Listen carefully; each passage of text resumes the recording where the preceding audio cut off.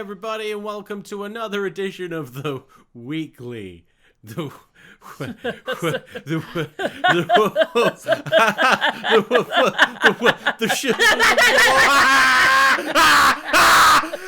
weekly series that we wanted to be weekly, but isn't clearly weekly right now. We overestimated ourselves. Or underestimated how late we'd be. We underestimated. I like to look at it as a glass filled with water. Fanfic Friday, if you've never experienced it, we did one already, and what happens is we have a group of people, usually the three of us living in the same apartment, and we take what do we do? We have 3 hats, and we have 1 hat for characters, 1 hat for locations, and 1 hat for scenarios, and we put a lot, especially this week, we put a lot of random names and locations, etc. in those hats and pick them out. And we have to write a story using those elements. We may have asked a bunch of inebriated people to write the suggestions for us this week, so... And one of them was just KG Tang, so he counts as an inebriated person regardless. Yeah, I don't think he's ever sober. Yeah.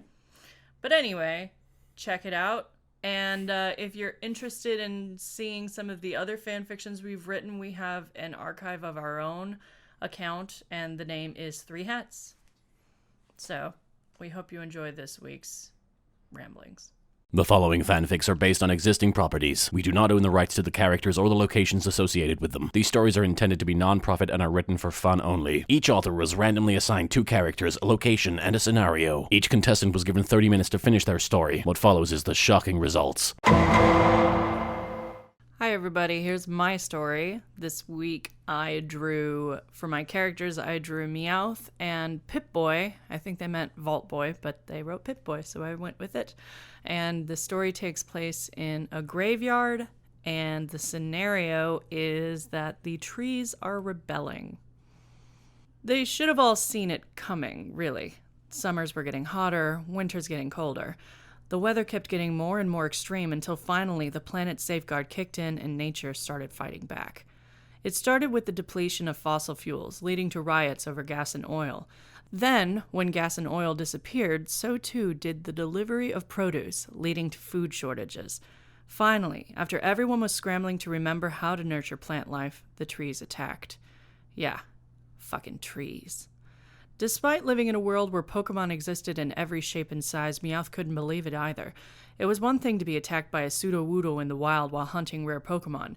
It was yet another to be attacked by a 200-year-old oak tree that had quite literally uprooted itself to attack everything and anyone. Meowth found himself now in the remains of a forest with only a few saplings left.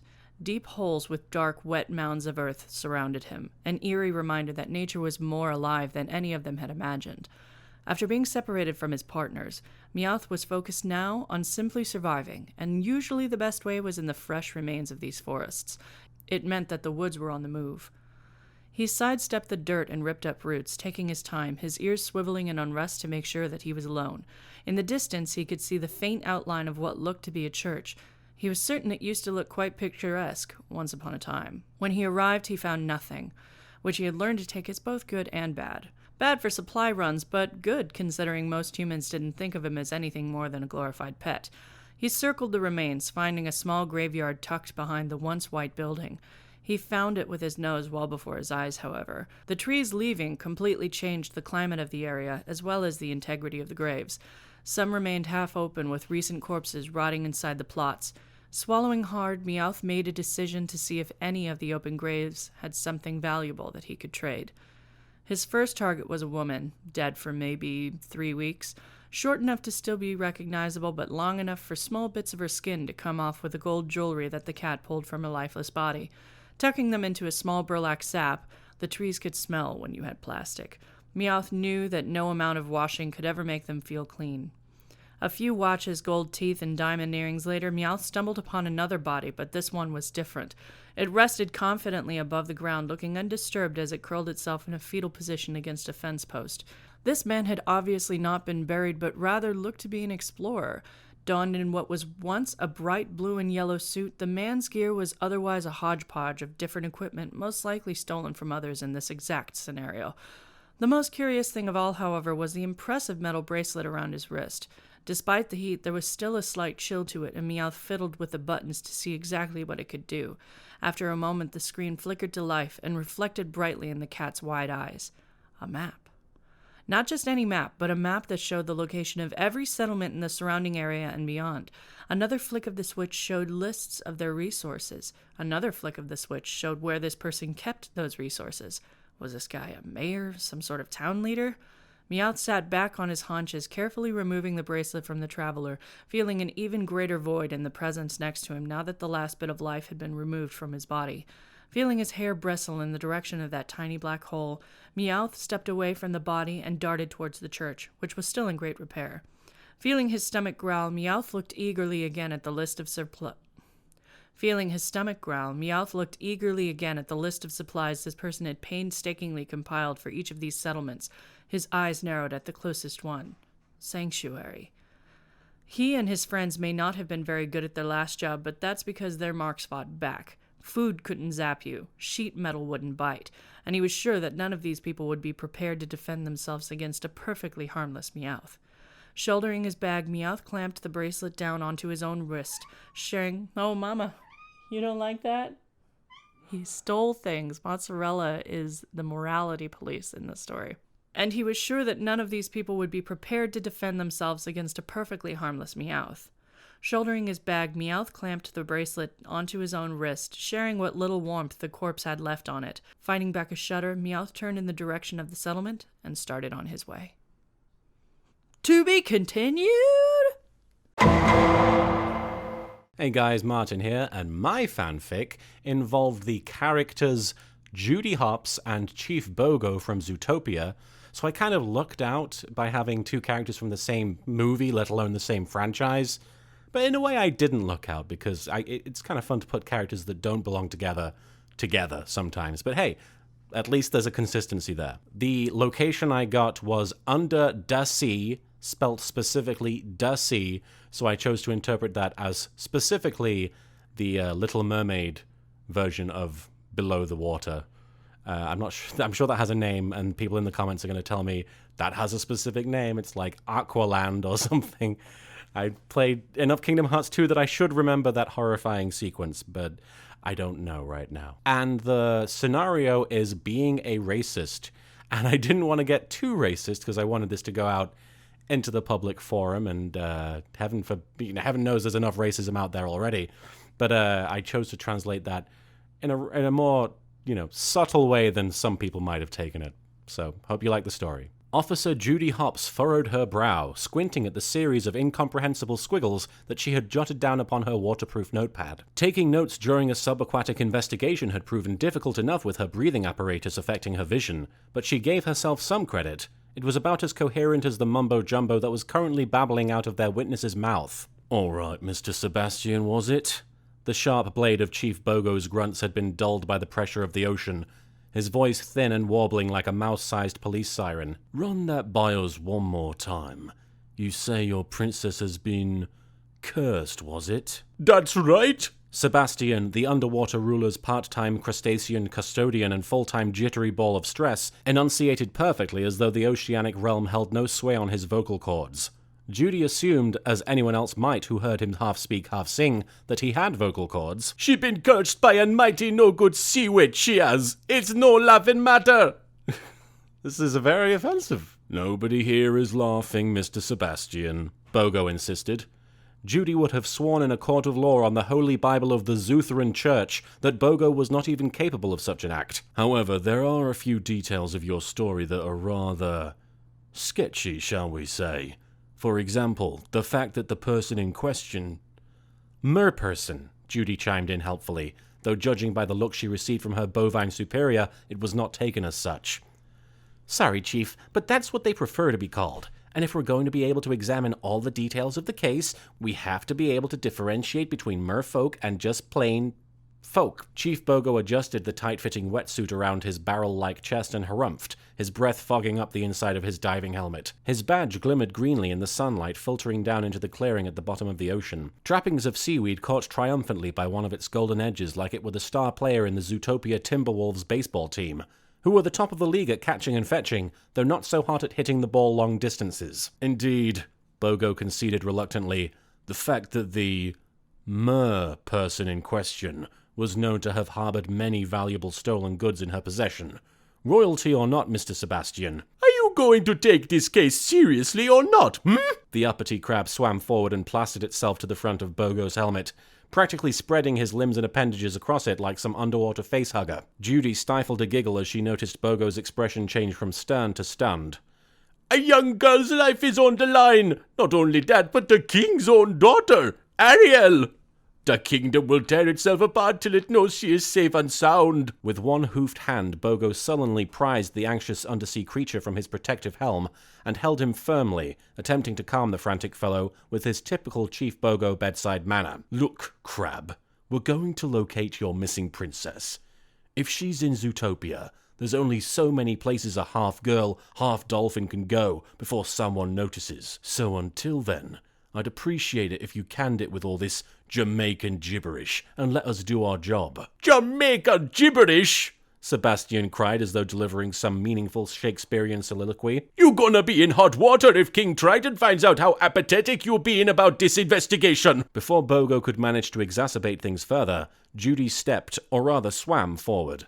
Her ears folded down about her shoulders as they would have struggled to fit in the helmet without some serious modifications. She gave the chief a calm and collected look that told him that she could handle this, and he returned her a scowl that suggested he no longer wished to handle it, no matter whether she could or not. Sebastian, said Judy, her gloved paws clasped together in front of her. The fields upon fields of seaweed surrounding them reminded her of the vast stretches of farmland back home in Bunnyborough, though she imagined this environment would be far too turbulent for her easygoing parents. We'll find Princess Ariel. Like the chief said, a girl like that can't go missing for too long without witnesses. I'm sure there are people lining up back at the precinct to tell us about how they just saw a half-naked red-headed girl struggling to cross the road. But we just need a little more information is all. We're not exactly used to dealing with magical powers in our investigations. Or Jamaican gibberish, I reckon, Sebastian murmured to himself angrily, not unlike Bogo himself was known to. Judy shot Bogo another look, this one imploring. Mr. Sebastian, Bogo sighed reluctantly, his tone of voice adopting one not dissimilar to Judy's as she had been addressing the caterwauling crustacean. Jamaican or otherwise, your testimony is crucial to our case. We are at your disposal, and we intend to find your missing, another look to Judy, mer-person. So, if you would kindly join us back at the station, we would like to get your full statement regarding the disappearance. Not gonna happen, Sebastian bellowed emphatically. You think I'm gonna leave the ocean and go up to this surface world? That's what got us in this pickle in the first place. I'd prefer to be down here under the sea. You know everything's better down where it's wetter. I'll have to take your word for that, Bogo grimaced, folding his arms. But we really do need your statement. I think I've got everything we need written down, Chief, Judy insisted, indicating her notepad. Most of what she had written had been made indecipherable by having penned it underwater, but what she couldn't make out she could very easily recall from memory. She had an ear for details. 2 of them. Big ones. Besides, it sounds like things would fall apart down here if we dragged Sebastian away from his duties much longer. Absolutely right, Sebastian agreed proudly. Bogo growled, though Judy wasn't sure that he'd once stopped growling the entire time they'd been conversing with the crab. Fine. I'm not even sure why we're investigating this anyway. Surely hundreds of leagues below the ocean's surface is beyond our jurisdiction. Before any plot holes could be opened even wider, Officer Hops and Chief Bogo thanked Sebastian for his aid and returned to the surface, to Zootopia, where an innocent red-headed mer-princess was likely wandering naked through the streets. Sebastian returned to King Triton's side and told him of the strange, racist folk that lived above the water. But King Triton cared not. All he cared was that these strange folk, racist or otherwise, might find his daughter and return his kingdom and his heart to peace. Okay, I got Batfleck, Isabelle, running for Pope in a bus. This was not the best day for Batfleck. The loss in revenue from his failing franchise forced him to sell much of his mansion, accessories, and high-tech weaponry to give Alfred the retirement fund he deserved. Alfred still checked on him down in his bus by the river, but he wasn't about to skip out on all the money he got from him after all the shit he put him through. While Batfleck drove away most of his friends, there was one person who wouldn't leave him alone no matter how hard he tried.